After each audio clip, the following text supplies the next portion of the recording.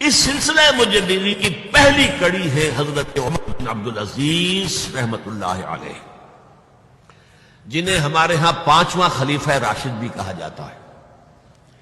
ولادت سن 61 ہجری کی ہے، انتقال ٹھیک 40 برس کی عمر میں 101 ہجری میں ہو گیا۔ خلافت صرف 2 سال حضرت ابوبکر کی طرح، سن 99 ہجری سے 101 ہجری۔ خود یہ مروان بن حکم کے پوتے تھے۔ بنو امیہ کے جو خلفاء ہیں ان کی 2 شاخیں ہیں۔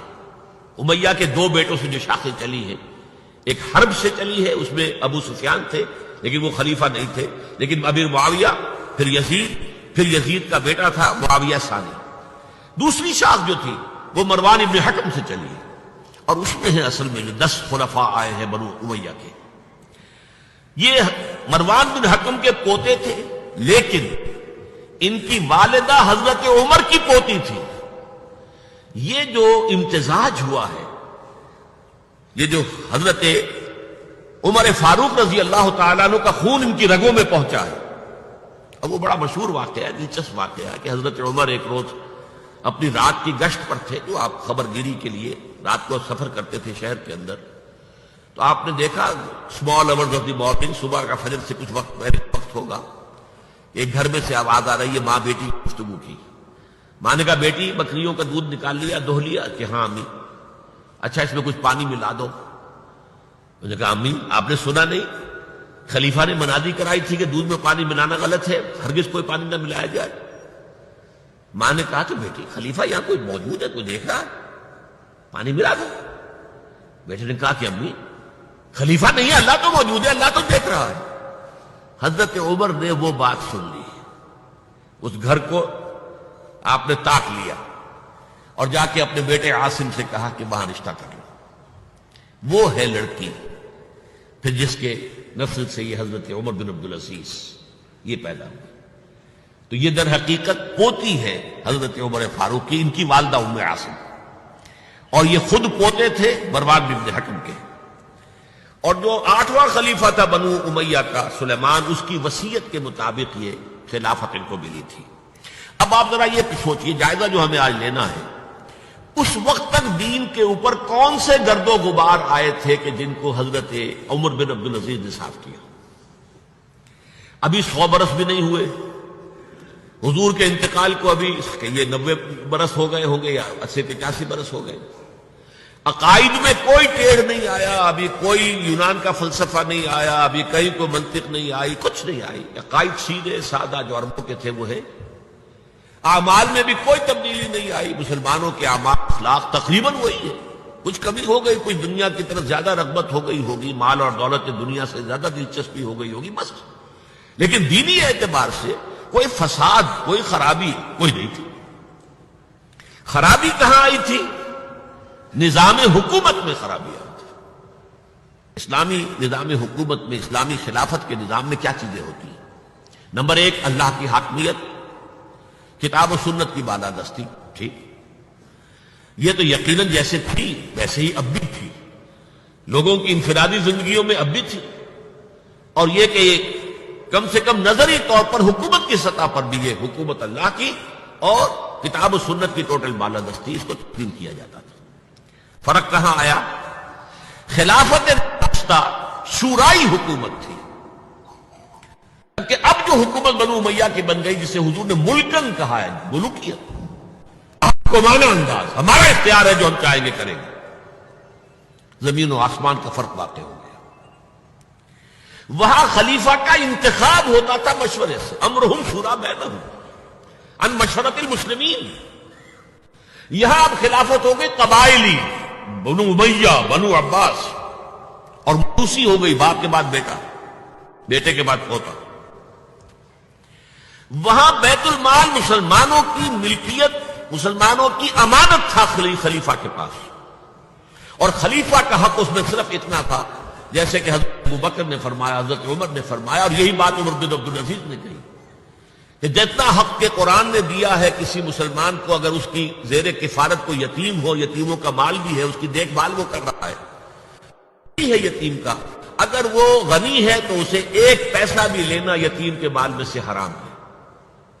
لیکن اگر وہ خود محتاج ہے تو وہ ضرورت کے مطابق اس سے لے سکتا ہے. جتنا کچھ بھی ایک یتیم کا ولی یتیم کے مال میں سے لے سکتا ہے، اس سے زیادہ خلیفہ کے لیے بیت المال جائز نہیں ہے. یہ معاملہ تھا ابو بکر صدیق کا، عمر فاروق کا، عثمان غنی کا، علی مرتضیٰ کا رضی اللہ تعالی عنہ اجمعین. لیکن اب آ کر دور بنو امیہ میں یہ جو خزانہ تھا یہ ذاتی ملکیت بن گیا، جس کی بنا پر عیش و عشرت بھی ہوئی، اور داد و دہش، جس کو چاہا جو چاہا دے دیا، جس کو چاہا اشرفیاں بخش دی، جس کو چاہا جو ہے نواز دیا. انہوں نے 3 ہی کام کیے. نمبر 1، ان کو خلافت ملی تھی اصل میں سلیمان جو ان سے پہلے خلیفہ تھے ان کی وصیت کی بنیاد پر، لیکن یہ احتیاط کر لی گئی تھی کہ اگر کہیں یہ وصیت پہلے لوگوں کے علم میں آ گئی تو شاید لوگ بغاوت کریں اور حضرت عمر بن عبدالعزیز کو گوارا نہ کریں. لیکن یہ کہ انہوں نے یہ کیا جو اس وقت کے ذمہ دار لوگ تھے کہ پہلے وصیت پر بیعت لے لی گئی کہ یہ وصیت ہم تسلیم کریں گے. ابھی سلیمان کے انتقال کی خبر بھی نہیں دی گئی، اسے بھی چھپا کر رکھا ہوا تھا. اس کے بعد وصیت کھولی گئی اور حضرت عمر بن عبدالعزیز کیا کہ سلیمان کا انتقال ہو گیا، تب لوگوں نے بیعت کر لی، کیونکہ بیعت تو کر چکے تھے، وصیت کی بیعت کر چکے تھے. اس وصیت سے عمر بن عبدالعزیز برآمد ہو گئے تو وہ بیعت خود بخود ہو گئی. لیکن انہوں نے جا کے اعلان کیا مجمع عام میں، لوگوں مجھ پر یہ خلافت کی ذمہ داری ڈال دی گئی ہے بغیر مجھ سے پوچھے، بغیر میرے مشورے کے، بغیر میری خواہش کے، لیکن میں آپ کی گردنوں میں سے اپنی خلافت کے لادے کو اتار کر پھینک دیتا ہوں. آپ جسے چاہیں اپنی آزاد مرضی سے مشورے سے خلیفہ بنا لیں. یہ پہلی اصلاح تھی. موروثیت ختم، نامزدگی ختم. اب اگر چاہتے ہیں آپ، اگر لوگوں کی رائے ہے ان کا مشورہ تو ٹھیک ہے. سب نے کہا بیک زبان ہم آپ پر راضی ہیں، ہم آپ ہی کو خلیفہ بنانا چاہتے ہیں. پہلی اصلاح یہ ہوگی. دوسرا کام یہ کیا، جتنی جاگیروں کے ڈاکومنٹس تھے، دستاویزات، وہ سب طلب کیے. خود اپنے گھر سے اپنی بیوی کے سارے زیورات، عبد الملک بن مروان بیٹی تک زیورات بیت المال میں. اپنی جاگیر سب سے پہلے اپنی جاگیر کو ختم کیا. زمانے میں شیڈر تو تھے نہیں، مشین تو تھی نہیں. مسجد میں بیٹھے ہوئے تھے حضرت عمر بن عبدالعزیز، اور وہ ایک ایک وسیقہ لایا جاتا تھا اور وہ کینچی سے کاٹ کاٹ کے پھینک رہے تھے. بڑا طوفان مچ گیا بنو امیہ کے لوگوں کے اندر، کیا ہو رہا ہے. ایک وفد بھی آئے کہ دیکھیے آپ اپنے سے پہلے لوگ جو کچھ انہوں نے کیا تھا، آپ اب جو چاہیں آپ کریں، پہلے جن لوگوں نے جو کیا ہے اس کی نفی تو نہ کیجیے.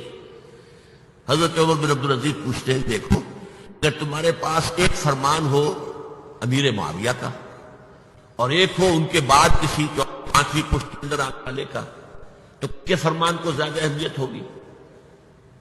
امیر معاویہ کے فرمان کی زیادہ اہمیت ہوگی. تو فرمایا پھر میرے پاس فرمان جو ہے وہ امیر معاویہ سے بھی بہت پہلے کا ہے. میرے پاس اللہ کی کتاب ہے، قرآن ہے، میں اس کی منہ سے طے کر رہا ہوں. لہذا ہو جائے کم وقت میں، کوئی ناراض ہوتا تو ہو.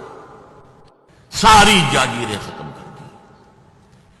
نمبر 3 واقعہ یہ ہے کہ خود اپنی زندگی میں جو اسرت اور جو تنگ دستی اور جو سادگی اختیار کی ہے، میں سمجھتا ہوں غالباً اس میں وہ حضرت ابو بکر، حضرت عمر کو بھی مات دے گئے ہیں رضی اللہ تعالیٰ. حالانکہ بڑے ہی ایک تو حسین جمیل انسان تھے، خوش شکل، خوش پاس، شہزادے تھے، گورنر بھی رہے تھے. پھر ان کے والد جو ہے طویل اور مصر کے گورنر تھے، وہاں پرورش ہوئی تھی گورنر کے بیٹے کی حیثیت سے. اعلیٰ لباس پہنتے تھے، خوشبو کے اندر اس طریقے سے بسا ہوا کہ جہاں سے گزر گئے ہیں پورا راستہ معطر ہو جاتا تھا. لیکن اب اچانک جو آیا ہے، جیسے بیعت ہوئی ہے خلافت کی، ان کی اہلیہ کہتی ہیں، حضرت فاطمہ ان کا نام تھا، کہ آ کر بیٹھ کر اور مسلے پر رونا شروع کر دیا. میں نے پوچھا کیوں، کیا ہوا؟ یہ جو بوجھ مجھ پر آن پڑا، یہ ذمہ داری. رونا شروع کیا. اور اس کے بعد واقعہ یہ ہے کہ انہوں نے ذاتی زندگی میں کپڑا صرف ایک جوڑا، 2 بھی نہیں، جمعے کے لیے بھی اس کے دھو سوکھنے کے لیے انتظار کرنا پڑتا تھا، تب جا کر پہن کے اس کو جمعے میں جاتے.